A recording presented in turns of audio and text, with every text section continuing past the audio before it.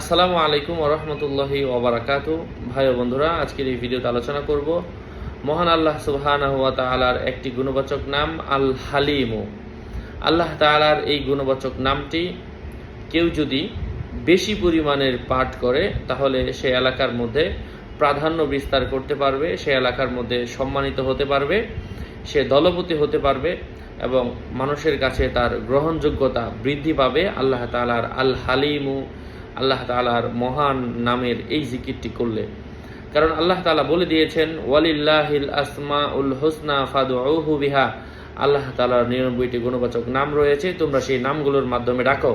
সুতরাং যে ব্যক্তি আল্লাহ তাআলার এই নামগুলোর মাধ্যমে আল্লাহ তাআলাকে বেশি বেশি পরিমাণে ডাকবে, আল্লাহ তাআলার ডাকে তাদের ডাকে অবশ্যই সাড়া দিবেন ইনশাআল্লাহ। আরও আপডেট পেতে আমার সাথেই থাকবেন। আমার পেজ এবং আমার আইডি লিঙ্ক ডিসক্রিপশন বক্সে দেওয়া, এখানে ক্লিক করলে পেজ আসবে। আমার নাম লিখে সার্চ দিতে যাবেন না, কারণ